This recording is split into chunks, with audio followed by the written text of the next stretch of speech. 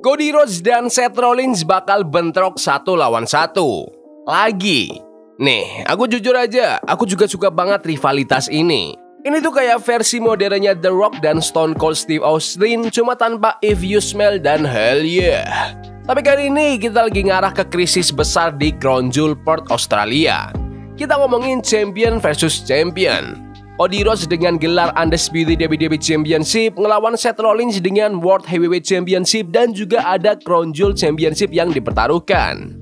Taruhannya kayak gede banget kan? Tapi nih, kenyataan pahitnya yang bakal bikin kalian kaget, Seth Rollins belum pernah ngalahin Cody Rhodes dalam pertandingan tunggal. Sejak The American Nightmare balik ke WWE sampai sekarang, dalam seluruh karir mereka, kita ngomongin rekor 22 menang tanpa kalah buat Cody.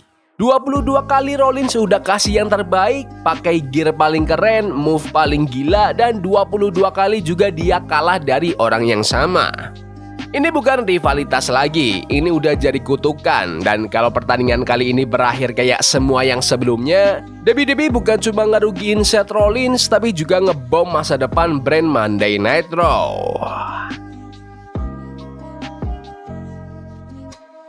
Coba kalian pikir deh, 22 kali kalah. Gimana kamu bisa berdiri di Raw tiap minggu, megang sabuk World Heavyweight Champion, dan nyebut dirimu The Vision kalau setiap kali Cody muncul, visimu langsung kabur. Chemistry mereka emang gila, dari WrestleMania 38 sampai Hell in a Cell yang legendaris. Tiap kali mereka ketemu, ringnya kayak mau runtuh. Tapi pas bell terakhir bunyi, endingnya selalu sama. Dan di dunia gulat, prediktibilitas itu racun. Udah sampai titik di mana fans paling santai pun mulai bosen. Gimana kita mau ngerasa tegang sama nearfall atau momen dramatis kalau kita udah tahu endingnya bakal sama terus? Gak bisa. Kamu gak bisa bikin top star, multi-time world champion, grand slam champion kelihatan lemah banget lawan satu orang doang. Itu ngerusak semua kemenangan dia yang lain. Sekarang Seth Rollins mimpin The Vision, faksi berbahaya, arogan, dan penuh power kayak Bron Breakker dan Bronson Reed. Faksi ini dibangun atas ide bahwa Seth bisa melihat masa depan dan dia yang ngatur arah WWE. Tapi pesan apa yang dikirim ke anak-anak buahnya, kayak yang Cody bilang di Raw, kalau pemimpinnya aja nggak bisa ngalahin babyface terbesar di WWE saat spotlight paling terang. Seluruh pondasi karakternya, yang jujur aja ini versi heel terbaik Seth Rollins dalam bertahun-tahun terakhir, bakal runtuh kalau skor jadi 23-0. Ini harus berhenti sekarang. Waktu redemption story-nya bukan tahun depan di WrestleMania, tapi sekarang di Perth, Australia.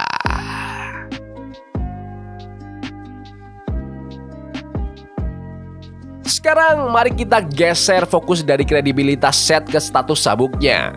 Ini bagian paling penting dari match mereka. Dan anehnya bukan soal gelarnya Cody. Kita semua tahu hierarkinya kan. Gelar yang dipegang Roman Reigns 1000 hari yang sekarang dipegang Cody, itu sabuk utama. Itu punya sejarah. Sementara World Heavyweight Championship yang dipakai Seth Rollins masih lagi berjuang buat naik level. Itu sabuk workhorse, sabuk utama buat Raw. Tapi masih butuh momen besar yang bisa bikin orang sadar, sabuk ini juga penting loh. Dan momen itu bisa datang dari match ini.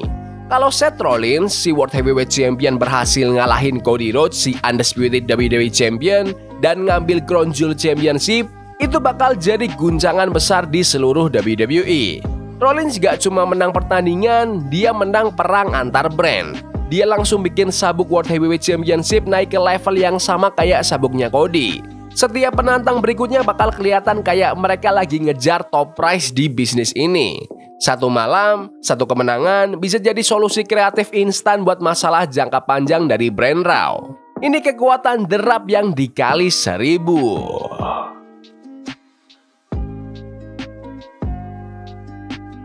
Oke, sekarang sebelum para Cody Crybaby mulai teriak, Cody nggak boleh kalah dong. Tenang dulu, aku ngerti banget. Cody itu golden boy-nya WWE. Dia babyface terbaik dalam satu generasi. Juara Crown Jewel yang pertama dan udah ngebangun nama yang luar biasa. Tapi justru di situ letak keindahannya. Cody Rhodes bisa banget kalah di sini. Gelar Undisputed WWE Championship-nya nggak dipertaruhkan.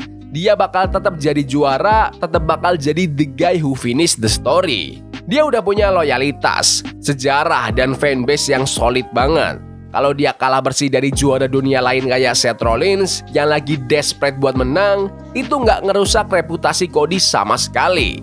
Malah sebaliknya, itu bikin Rollins kelihatan kayak ancaman yang nyata. Dan waktu Cody nanti akhirnya menang lagi, entah lawan Seth Rollins atau siapapun, kemenangan itu bakal terasa lebih berarti.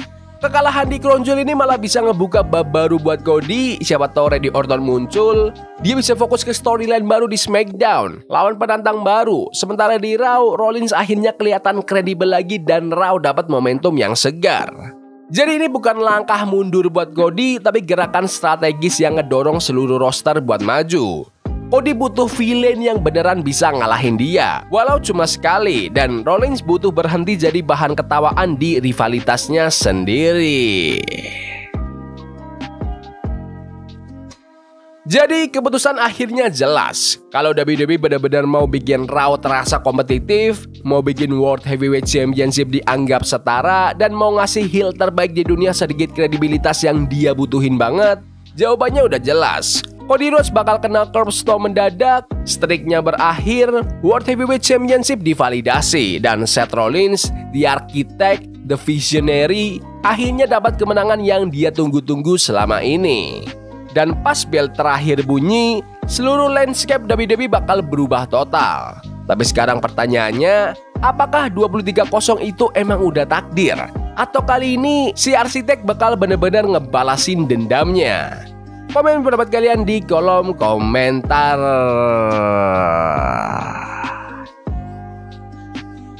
Ya udah gitu aja video hari ini. Jangan lupa like dan subscribe ke channel ini karena gue pengen 20.000 subscribers di bulan ini. Tolong bantu. Yes boy. See you. Love is a game we play incognito. Forbidden fire on Nico. Burning for love we can hold. I wish we were impossible. Yeah, we play incognito.